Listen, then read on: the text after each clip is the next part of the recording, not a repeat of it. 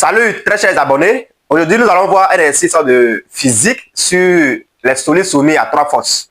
Si tu es en classe de seconde et que tu ne comprends pas cette notion, ou encore que tu sois en première ou terminale et que tu n'es pas assimilé, alors cette vidéo est la tienne.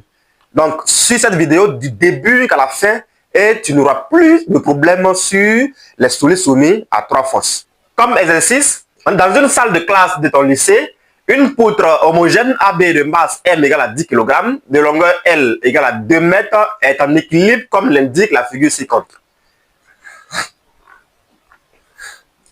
Les points O, A et B sont dans le plan vertical. La poutre fait un angle alpha égale à 40 degrés avec le mur très lisse et est en contact avec le sol rugueux en B. Ton professeur te demande de déterminer les valeurs des forces extérieures appliquées à la poutre. Donné, on a l'intensité de pesanteur G égale à 10 Newton par kilogramme. On demande de représenter et de déterminer les valeurs des forces extérieures appliquées à la poutre. Voici la poutre ici. On a un contact au niveau du A avec le mur. Et puis un autre contact avec le sol en B. Ici, le mur est très lisse comme mentionné. Voilà, le mur est très lisse. Par contre, le sol en B est rugueux. Donc, quelles sont les différentes forces extérieures qui s'appliquent sur la poutre? On a le poids de la poutre qui s'applique au centre de gravité. Ici, ça sera le milieu de AB puisque on a la poutre qui est homogène. Alors, le centre de gravité, c'est bien le milieu de AB. On a aussi la réaction du mur au niveau du point A. Et puis, on a aussi la réaction du sol au niveau du point B. Mais la question qu'on se pose, quelles sont les différentes droites d'action de ces vecteurs forces-là? Alors, c'est ce que nous allons voir tout à l'heure. Donc, suivez très bien. Donc, nous allons passer à la représentation graphique. D'abord, nous allons énumérer les différentes forces qui s'exercent sur la poutre. Donc, bilan des forces.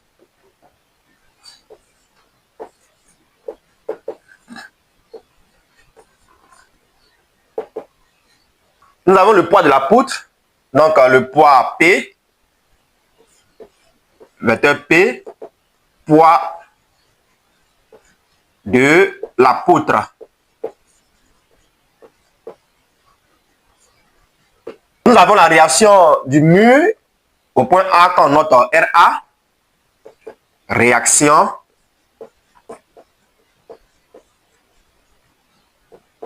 du mur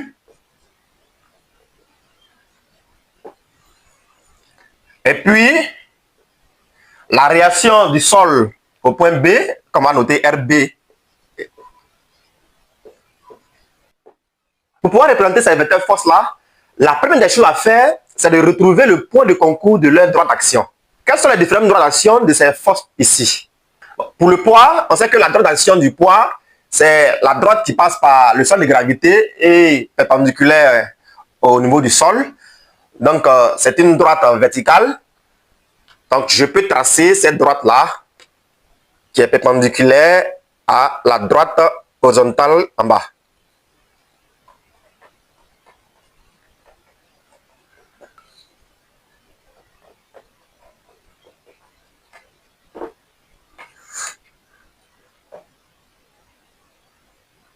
Ça, c'est la droite d'action du poids.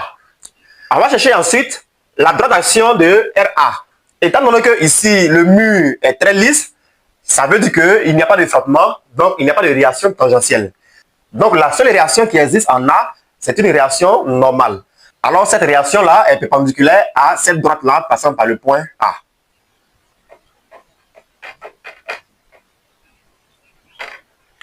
Donc voici la droite d'action du vecteur RA. On a ici le point de concours des deux droites d'action, ça suffit déjà pour connaître le point de concours de ces trois.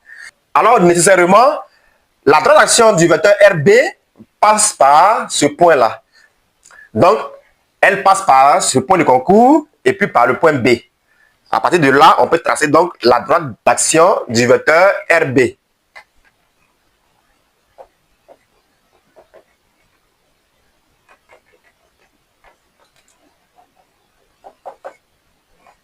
Ici, la seule force qu'on connaît, c'est le poids. Le poids, parce que le poids, c'est M fois G, la masse multipliée par l'intensité de pesanteur. Étant donné qu'on connaît la masse et puis l'intensité de pesanteur, alors on peut connaître la valeur du poids. Mais les réactions RA et RB, on ne connaît pas leur valeur. Alors, ce qu'on peut représenter ici facilement, c'est bien le poids. Donc, on va prendre comme échelle, on prend échelle 1 cm pour 50 newtons, vu les données. Donc, échelle.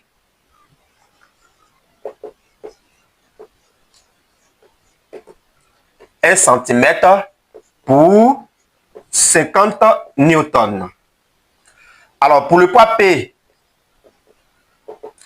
si on a 100 newtons, parce que 10 fois 10, ça fait bien 100 newtons, combien de centimètres correspondent à 100 newtons?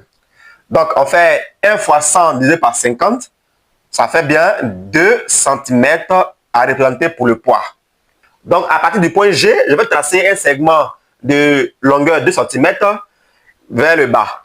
En considérant ici qu'une unité ici vaut 1 cm, alors je peux avoir 2 cm ici, 2 cm.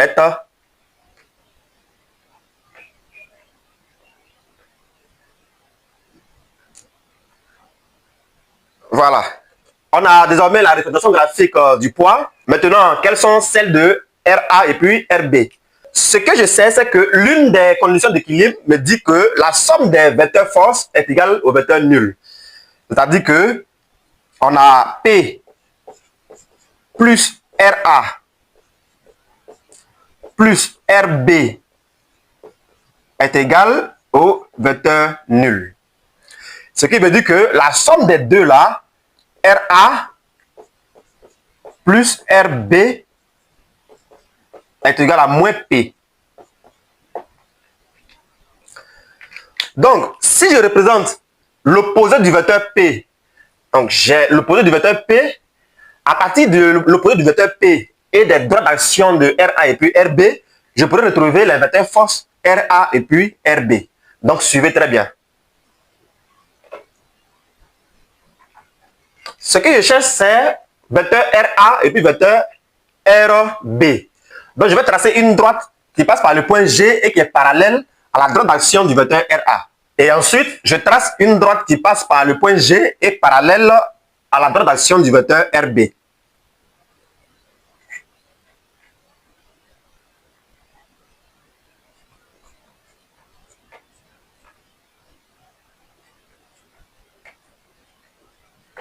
Donc, cette droite étant tracée, je sais que le vecteur RA aura pour support cette droite-là, et puis le vecteur RB aura pour support celle-là.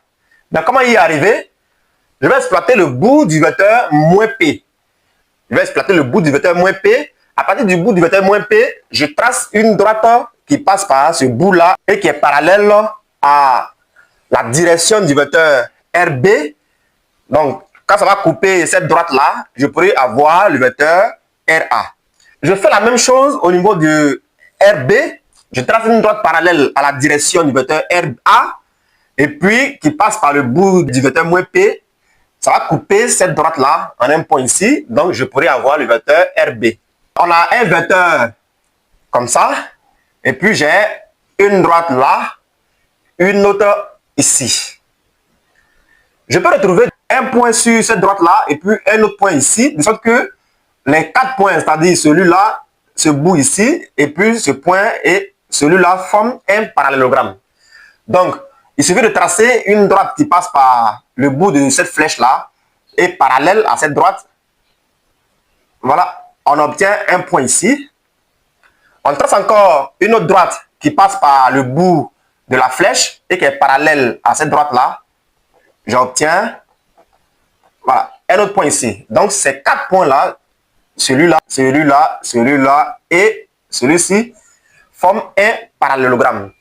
Dans ce cas-là, le premier vecteur ici, c'est bien la somme des vecteurs celui-là et celui-là, par égalité de Charles. Donc, c'est ce principe-là qu'on applique ici.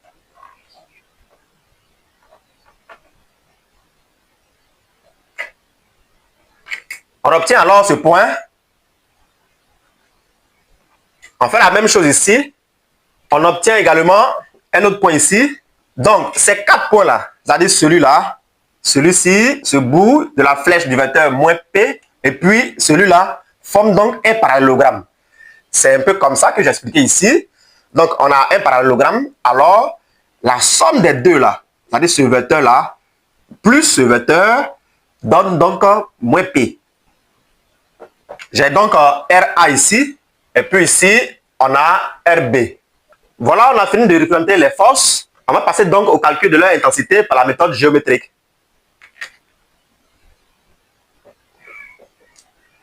Détermination RA et RB. P, c'est déjà connu. P égale à 100 newtons. On va calculer RA. On rappelle que l'échelle, c'est 1 cm pour 50 newtons. Alors, on va relever la longueur que fait RA et puis utiliser l'échelle pour déterminer son intensité.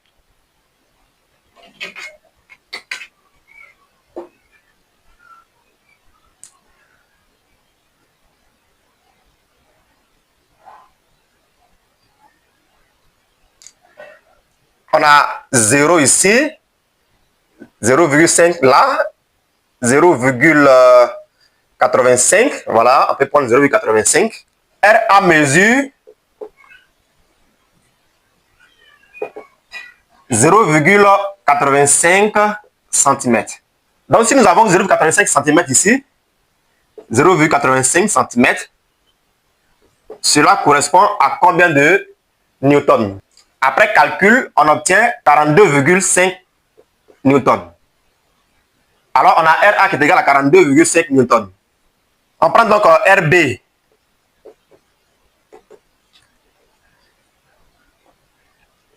RB mesure, ça fait 1, 2, 2,1, 2,15. 2,15 cm. Donc, RB mesure 2,15 cm. Donc, en utilisant l'échelle, on aura donc, on a 1 cm.